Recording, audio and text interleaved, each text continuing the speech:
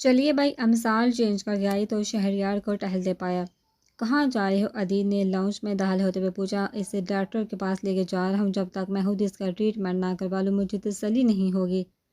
صحیح ہے، میں بھی چلتا ہوں شہری بھائی، میں بتا رہی ہوں میں پلاسٹر نہیں لگواؤں گی، عجیب سا لگتا ہے۔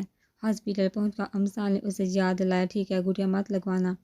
ڈاکٹر پہلے والی بینڈیج اتارنے لگا تو امثال کراہی ڈاکٹر آرام سے، آپ دیکھ نہیں رہے اسے تکلیف ہو رہی؟ عدید کے سرد اور کڑھت لہجے پر ڈاکٹر جرجی لے کر رہ گیا۔ پاس کھڑی نرسوں میں سے ایک جو کافی دیر سے اسے میٹھی نظر سے دیکھی تھی، اس کا انداز دیکھ کر اس نے کھسکنے میں ہی عافیت جانی۔ عدید کی صورت انگارہ آنکھیں اور چہرے پر چٹانوں جیسے سہتی دیکھ امثال کی بھی ریڑھ کی ہڈی میں سنسناہٹ دوڑ گئی تھی۔ اس کی پھیکی پڑتی رنگت دیکھ کر شہریار نے عدید کے کندھے پر ہاتھ رکھ کر امثال کی طرف اشارہ کیا، تم ٹھیک ہو؟ دوڑتے تو نہیں؟ اور عدید کی پوچھنے میں امثال نے ڈرتے ہوئے نفی میں سہ ہلا دیا۔ اس کو یوں سے ڈرتے دیکھ کر اس نے آنکھیں بند کر کے گہری سانس لی۔ Relax princess.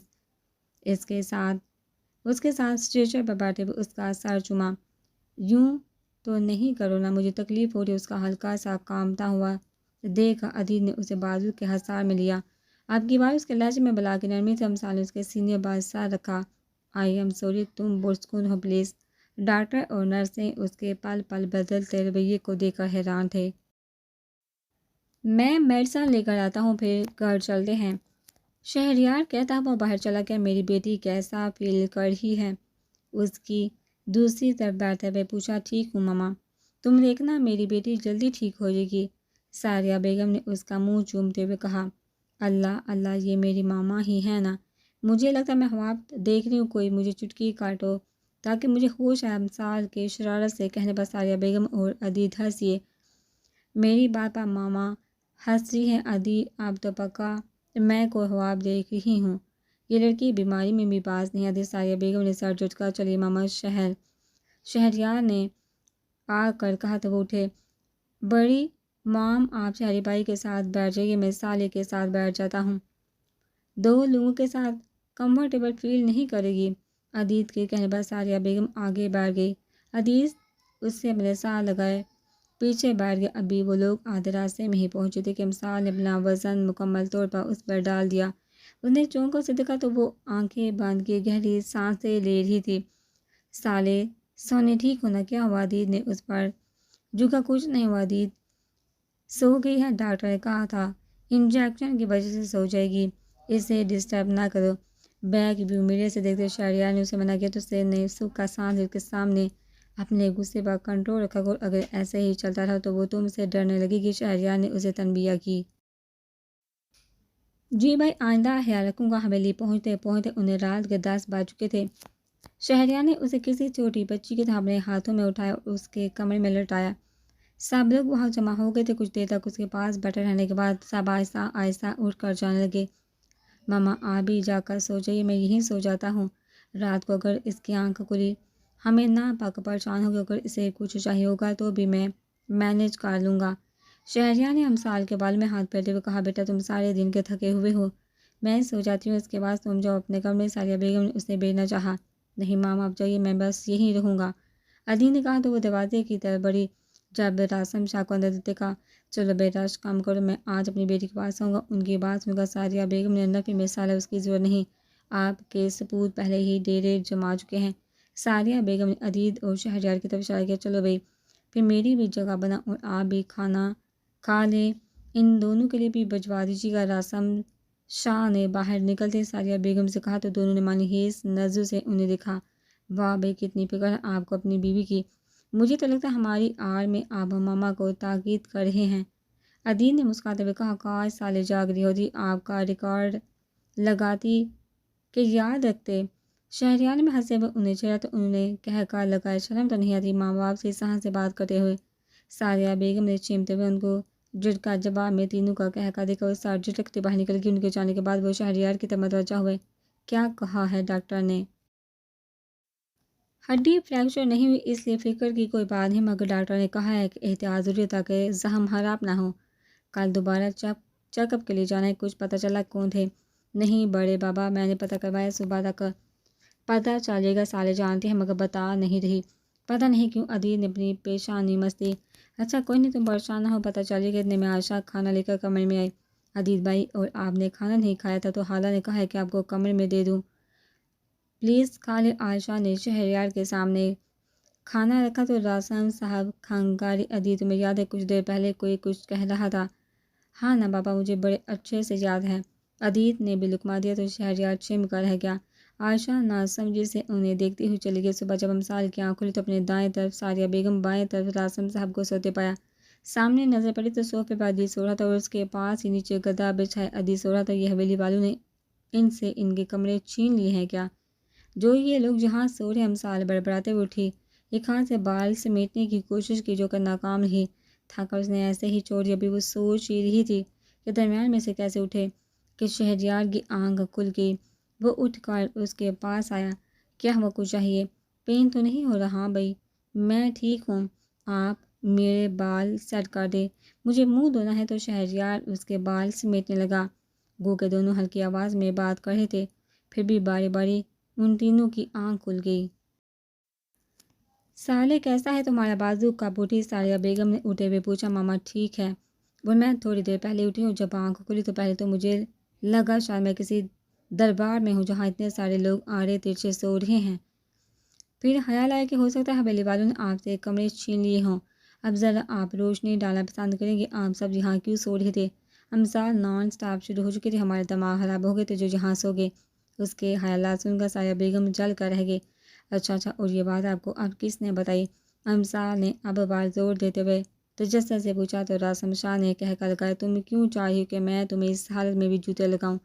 رہنے دے ماما، اس وقت میرے پاس سیکیورٹی کے فل پروف انتظامات ہیں، آپ مجھے ٹچ بھی نہیں کر سکتے۔ امثال نے اپنے چاروں طرف باپ اور بھائیوں کو دیکھتے ہوئے فخر سے آنکھیں مٹکائی۔ میں تمہارے ساتھ پوری نہیں آ سکتی؟ اڑتے ساتھ ہی تمہارا دماغ اور زبان پٹر پٹر کرنے کے لیے ضروری ہوتے ہیں۔ لوگوں کی اولاد صبح اٹھنے کے بعد آدھے گھنٹے تک جام رہتی ہے، اور ایک میری اولاد ہے جو نیند میں بھی فریش ہوتی ہے۔ بڑبڑاتے ہوئے وہ باہر نکل گئی۔ پیچھے وہ چاروں دل کھول کر ہنسے تھے۔ ویسے آپ لوگوں نے بتایا نہیں کہ یہ درباروں پر سوئے ملنگوں کی طرح میرے کمرے میں کیوں پڑے تھے؟ تمہاری ماں کا خیال غلط نہیں ہے، راسم شاہ نے ہنستے ہوئے کہا، اور وہ بھی کمرے سے نکل گئے۔ بھائی مجھے بھوک لگی۔ امثال فریش ہو کر آئی تو شہریار سے کہا،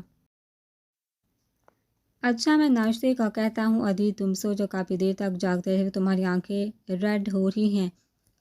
ہاں جی، تم یہاں آ جاؤ، ایزی ہو کر سونا، امثال نے بر پر بڑھتے ہوئے کہا تو وہ اٹھ کر اس کے بائیں جانب لیٹ گیا۔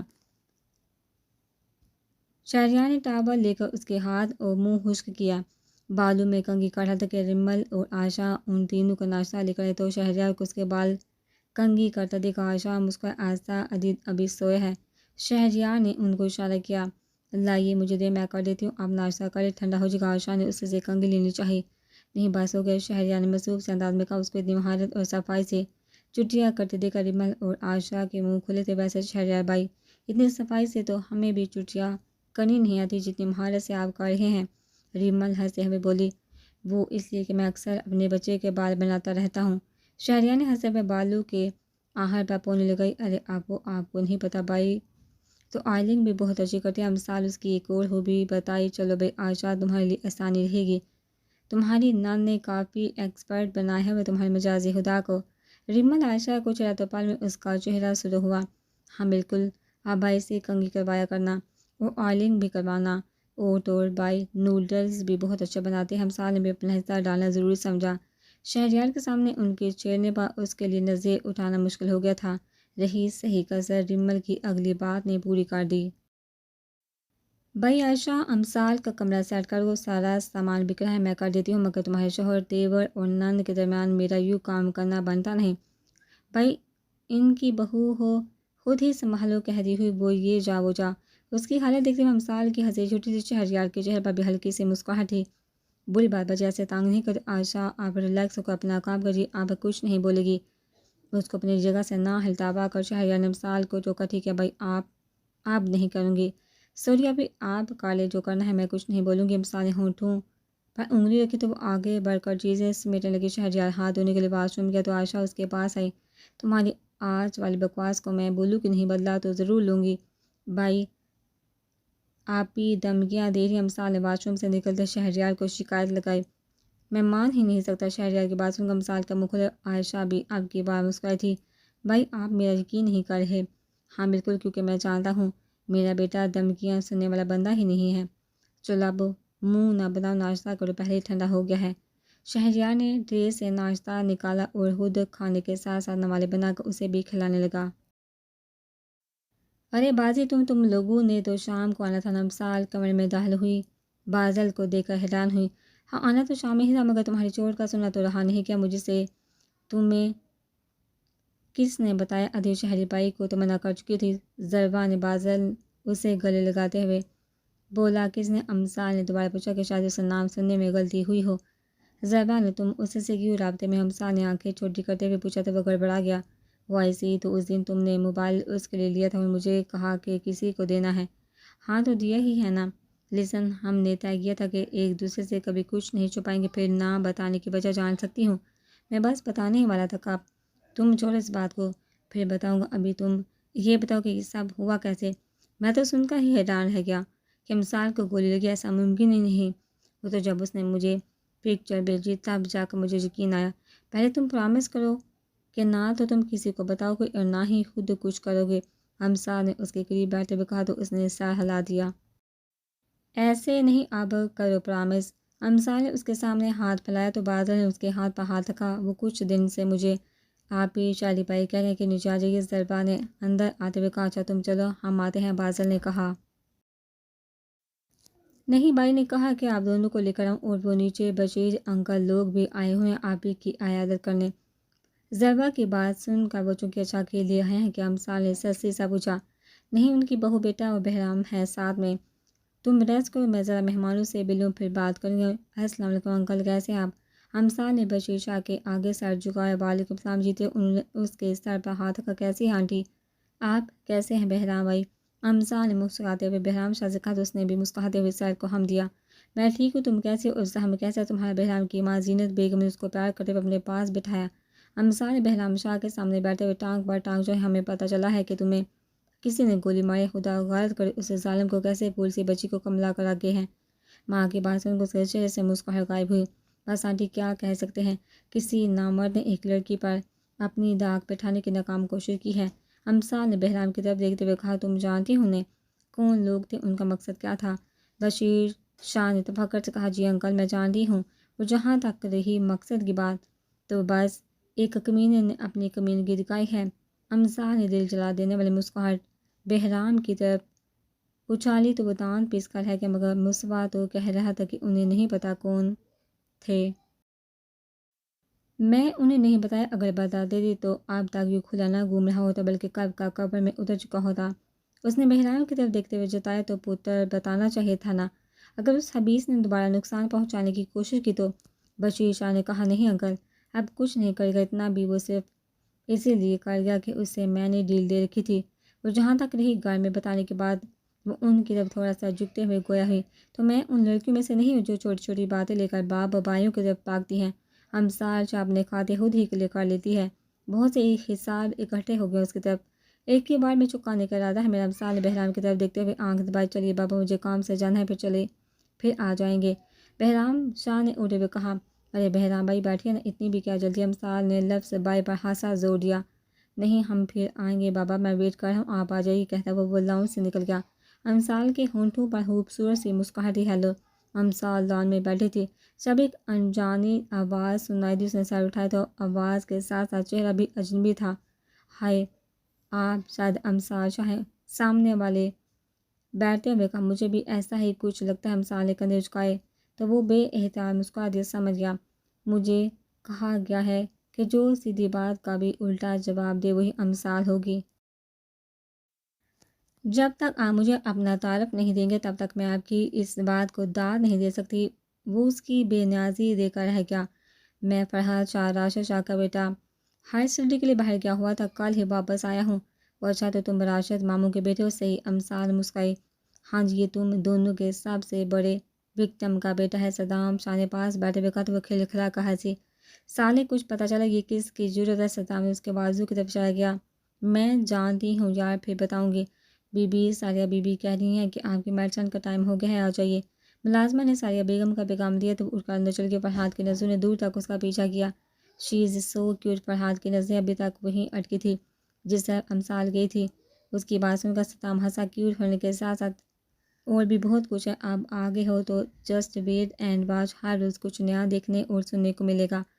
ادیت کچھ پتہ چلا کون لوگ تھے؟ امثال نے بادل کو اشارہ کیا تو اس نے ادیت سے پوچھا۔ ہاں۔ ادیت کی بات سن کر امثال کا رنگ اڑا تھا جسے ادیت نے خاص طور پر نوٹ کیا تھا۔ تمہاری یہ اڑی رنگت بتا رہی ہے تم جانتے ہو، لیکن مجھے سمجھ نہیں آ رہا۔ بتا کیوں نہیں رہی؟ ادیت جھنجھلاتے ہوئے اٹھ کر اس کے پاس آیا۔ مجھے کیا بتا دے؟ سب کے سامنے ڈٹ کر کھڑے ہونے میں امثال اس کے سامنے لڑکھڑا رہی تھی۔ اوکے اوکے ریلیکس، مت بتاؤ۔ امثال جلدی سے باہر نکل گئی۔ ادیت کیا واقعی پتہ چل گیا؟ بادل نے ادیت سے پوچھا۔ یہی تو پرابلم ہے، ابھی تک کچھ پتہ نہیں چل پایا۔ سب جگہ سے پتہ کروا چکا ہوں مگر ہر جگہ سے یہی جواب ملتا ہے کہ اس دن شہر میں کسی بھی جگہ ایسا کوئی واقعہ نہیں ہوا۔ میری تو کچھ سمجھ میں نہیں آ رہا کہ کیا کروں۔ چلو تم پریشان نہ ہو، پتہ چلے گا۔ بات کرتے کرتے اچانک ادیت چونکا۔ یار بازی تم سے تو وہ ہر بات شیئر کرتی ہے، پوچھو سالے سے۔ تمہیں بتا دے کہ مجھے چین نہیں آتا کہ میری بہن کا مجرم ابھی تک یوں سریعام دن دناتا پھر۔ اچھا ٹھیک ہے، میں پوچھتا ہوں، تم خود کو یوں ہلکان مت کرو۔ بادل نے اس کے کندھے پر ہاتھ رکھا۔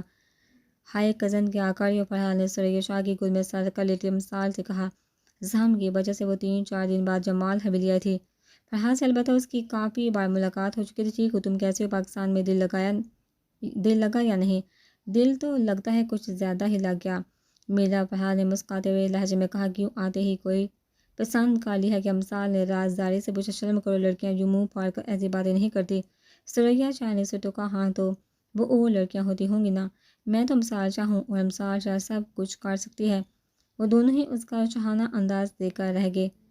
صحیح کہہ رہی ہو پتر، تو واقعی سب کچھ اور بہت کچھ کر سکتی ہے۔ ثریا شاہ نے گہری سانس لی اور اٹھ گئی۔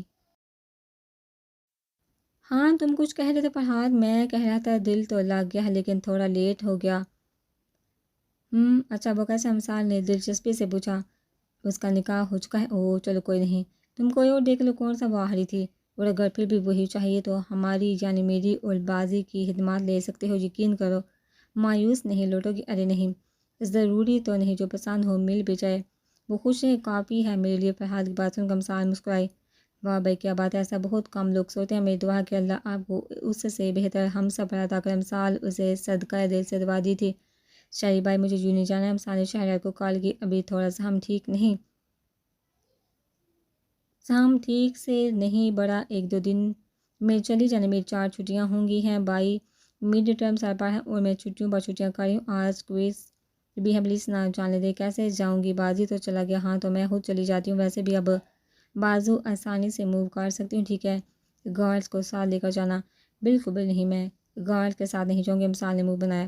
میں اکیلے نہیں بھیجوں گا تمہیں بھائی، میں کوئی بچی نہیں ہوں جو گارڈز کا تماشا لے کر گھومتی پھروں۔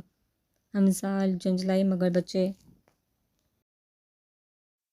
نو، اگر مگر میں جا رہی ہوں تو بس جا رہی ہوں بھائی۔ امثال نے کال کر دی اور گاڑی کی چابی اور بیگ لے کر نیچے آئی تو ساریہ بیگم کو حال میں بیٹھے پایا۔ ماما میں یوں نہیں جا رہی ہوں بیٹا، ابھی سے مام میری شہری بھائی سے بات ہو گئی ہے بھائی کہتی وہ جلدی حال سے نکل گئی۔ اگر تھوڑی دیر اور رکتی تو باری باری سب کو بتانا پڑتا کہ کہاں جا رہی ہوں اور کیوں جا رہی ہوں۔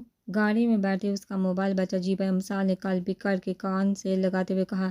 سالی میری بات دھیان سے سنو، تمہارا بازو ٹھیک نہیں ہے، اوور سپیڈ نہیں کرو گی، آہستہ گاڑی چلاؤ گی ورنہ میں بات نہیں کروں گی تم سے۔ شہریار کی دھمکی سن کر وہ ہنسی۔ اوکے بھائی، نہیں کروں گی، اب پریشان نہ ہو۔ امثال نے اسے تسلی دی۔ میری بات یاد رکھنا، ٹھیک ہے نا؟ شہریار اسے ایک بار پھر تاکید کی۔ اوکے بھائی بھی نہ وہمی ہو جاتے۔ امثال بڑبڑاتے ہوئے کار میں بیٹھی بھی۔ اس نے شہر کے داہلی راستے پر گاڑی موڑی تھی کہ اچانک اس کی گاڑی لڑکھڑا کر سامنے دھڑ سے جا ٹکرے۔ میں نے کہا تھا نا کہ اگر میری نہ ہو سکے تو کسی اور کے قابل بھی نہیں چھوڑوں گا۔ بے ہوش ہونے سے پہلے اس نے بہرام شاہ کی آواز سنی۔ کیا ہوا بھائی، آپ ٹھیک ہے نا؟ ادیت شہریار کے آفس میں داخل ہوا تو اسے ادھر ادھر ٹہلتے پایا۔ پتہ نہیں کیوں ایک عجیب سی بے چینی لگی ہوئی ہے، جیسے کچھ برا ہونے والا ہے۔ شہریار نے گردن پر ہاتھ پھیرا۔ کیوں حیرت، آپ کی طبیعت تو ٹھیک ہے نا؟ ادیت نے فکر مندی سے کہا۔ ہاں ٹھیک ہوں، بس سالے کی جانب سے فکر لگی ہوئی ہے۔ آپ یہاں بیٹھے۔ ادیت نے اسے چیئر گھسیٹ کر بٹھایا۔ اب بتائیے کیا بات ہے؟ یار ابھی سالے کا فون آیا تھا، وہ کہہ رہی تھی کہ اسے یوں نہیں جانا ہے۔ میرے بار بار کہنے کے باوجود بھی وہ کارڈ کو سالے کر جانے پر راضی نہیں اور اب اکیلی آ رہی ہے تو اس میں پریشانی والی کیا بات ہے؟ وہ پہلے بھی تو آتی جاتی ہے نا۔ پتہ نہیں کیوں میرا دل نہیں مان رہا، اسے یوں اکیلے نہیں آنا چاہیے تھا۔ شہریار کی بات سن کر وہ خاموش ہوا۔ اچھا یہ کام کرتے ہیں، وہ بھی نکلی ہے نا گاؤں سے تو راستے میں ہوگی، ہم چلتے ہیں اس کو راستے لے لیں گے، عدید نے اٹھتے ہوئے کہا۔ وہ ہاں مجھے یہ خیال کیوں نہیں ہے، چلو۔ شہریار نے موبائل اٹھایا، دونوں آگے پیچھے باہر نکل گئے۔ کار کی نکلی ہوئی آگ تک تو اسے پہنچ جانا چاہیے، راستے میں کہیں بھی نہیں ملی۔ وہ تقریباً آدھے سے زیادہ راستے طے کر چکے تھے۔ تم اسے کال کرو، ہو سکتا ہے یوں ہی پہنچ گئے ہو، شہریار نے کہا تو عدید اس کا نمبر ملانے لگا۔ کال نہیں اٹھا رہی، دوبارہ ٹرائی کرو نا۔ او مائی گاڈ، یہ تو سالے کی گاڑی ہے۔ سامنے کھڑی گاڑی کی حالت دیکھتے ہوئے ان کو کسی انہونی کا احساس ہوا۔ نزدیک پہنچ کر گاڑی سے نکلے اور بھاگتے ہوئے اس تک پہنچے جہاں وہ اسٹیئرنگ بار سر رکھے بیٹھی تھی۔ سائڈ شیشہ ٹوٹا ہونے کی وجہ سے شہریار نے اندر کی جانب سے دروازہ کھولا اور اسے سیدھا کہ وہ ہوش و حواس سے بے پڑی تھی۔ ماتھے سے خون بہہ اس کے چہرے کو تر کر چکا تھا۔ کانچ کا ایک چھوٹا سا ٹکڑا اس کے ہاتھ اور گال پر چبھا ہوا تھا۔ شہریار کرنٹ کھا کر پیچھے ہٹا۔ سالے بھائی کی جان ہوش کو کیا ہوا ہے؟ عدید نے اس کا گال تھپتھپایا۔ ہٹو، اسے ہاسپٹل لے کر جانا ہوگا۔ شہریار نے خود کو سنبھالتے ہوئے جلدی سے اس کو ہٹا کر پیچھے کیا اور امسال کو گاڑی سے نکال کر اپنی گاڑی کی طرف بڑھا۔ عدید بھی پلٹا جب اس کی نظر گاڑی کے ٹائر پر پڑی۔ آ جاؤ نا، منہ اٹھا کر وہاں کیوں کھڑے؟ شہریار اسے وہیں کھڑے دیکھ کر دوڑا۔ اس نے جھک کر گولی نکالی اور جیب میں ڈال کر ڈرائیونگ سیٹ پر جا بیٹھا۔ بیٹا اٹھو، آنکھیں کھولو۔ شہریار اس کا سر گود میں رکھے ایک ہی بات دہرایا جا رہا تھا، مجھے تمہاری بات نہیں ماننی چاہیے تھی، سالے اکیلے نہیں بھیجنا چاہیے تھے، ابھی تو تمہارا پہلے والا زخم بھی نہیں بھرا۔ یا اللہ پلیز اسے کچھ نہ ہو۔ شہریار نے اس کے بالوں پر لب رکھتے ہوئے دعا کی۔ عدید یہ آنکھیں کیوں نہیں کھولی؟ وہ بے بسی سے کبھی امسال کو پکارتی تو کبھی دل سے بات کرتا۔ پتہ نہیں میرا بچہ کب سے بے ہوش ہے، تم تو گاڑی تیز چلاؤ نا یار۔ عدید نے لب پہنتے ہوئے گاڑی کی سپیڈ بڑھائی۔ دیکھیے فکر کی کوئی بات نہیں، سر اور ہاتھ پر چوٹ لگی اور ان کے پہلے والے زخم پر بھی کانچ چبھا ہے، ہم نے ڈریسنگ کر دی، اب شام تک انہیں گھر لے جا سکتے ہیں، ڈاکٹر نے پروفیشنل انداز میں انہیں آگاہ کیا۔ تو دونوں نے گہری سانس کھینچ کی۔ تو وہ بے ہوش کیوں ہے؟ عدید نے بے چینی سے پوچھا۔ پریشان مت ہو، اکثر ایسی سچویشن میں انسان شوق کی وجہ سے بے ہوش ہو جاتا ہے، اب وہ ٹھیک ہے، تھوڑی دیر تک ہوش میں آ جائے گی، آپ میرے ساتھ آئیے۔ وہ لوگ حویلی پہنچے تو ان تینوں کے کپڑوں پر خون اور امسال کے ماتھے پر بندی پٹی دیکھ کر ساریہ بیگم کی چیخ نکلی تھی۔ ان کی چیخ سن کر آن کی آن میں دونوں حویلیوں کے افراد اکٹھے ہوئے۔ یہ کیا ہوا ہے شہری؟ کچھ نہیں ماما، ہم سب ٹھیک ہیں، بس سالے کو چوٹ لگی، آپ اسے بیٹھنے تو دینا، زیادہ دیر کھڑی نہیں رہ سکتی۔ کیسے ایکسیڈنٹ ہوا؟ گاڑی کم سپیڈ سے چلا رہی تھی، اس لیے اللہ کا شکر زیادہ نقصان نہیں ہوا، شہریار نے ماں کو بٹھاتے ہوئے بتایا۔ کس سے ٹکرا ہے گاڑی؟ رضا شمشاد نے پوچھا۔ رضا سے شاید سنبھال نہیں پائی تھی گاڑی، اسی لیے۔ بھائی ایکسیڈنٹ ہوا نہیں، کروایا گیا ہے، عدید کے انکشاف بس اب دنگ رہ گئی۔ کیا مطلب؟ شہریار بے ادراک اٹھ کھڑا ہوا۔ یہ بلٹ گاڑی کے ٹائر میں تھی اور بونٹ پر بھی سوراخ تھا۔ عدید نے جیب سے گولی نکال کر شہریار کے سامنے کی۔ یا اللہ یہ کون منحوس ہاتھ ہو کر میرے بچے کے پیچھے بڑھ گیا؟ ابھی جان نے امسال کا سر چوما۔ کچھ پتہ نہیں چل رہا دادو، لیکن ہم فکر مت کرو، جلد ہی کچھ نہ کچھ ہو جائے گا۔ عادل کو فون کرو، آسم وہ جہاں کہیں بھی ہے ابھی کے ابھی واپس آئے، پولیس میں ہے کچھ جو سراغ ملے گا کہ کون ہے وہ حبیز کی اولاد جو ہماری لاڈلی کی جان کا دشمن ہو رہا ہے۔ مصطفیٰ شاہ نے کہا تو آسم شاہ نے عادل کا نمبر ملایا۔ بن جا ہے بابا سائیں دادا جان، وہ اپنا موبائل یہیں چھوڑ گئے ہیں، ان کے روم میں بڑھا۔ اس کی بات سن کر انہوں نے سر جھٹکا۔ شاہ پتر تو نے تو اس کو دیکھا تو ہوگا نا جس نے فائرنگ کی تھی؟ مصطفیٰ شاہ کی بات سن کر امسال نے نظریں چرائی۔ نہیں دادا جان، میں نے نہیں دیکھا، میں تو اپنے دھیان سے جا رہی تھی کہ اچانک گاڑی ڈگمگائی اور سامنے درخت سے جا لگی۔ اس کی بات سن کر عدید نے مٹھیاں بھیجی، جانتا تھا کہ وہ اب بھی چھپا رہی ہے، لیکن اس پر سختی کر کے پوچھنا نہیں چاہتا، اس لیے ضبط کر کے رہ گیا۔ کیوں اپنی جان کے دشمن بن رہے ہو؟ اپنے قرض بڑھاتے جا رہے ہو بہرام شاہ؟ امسال نے آنکھیں بند کرتے سوچا۔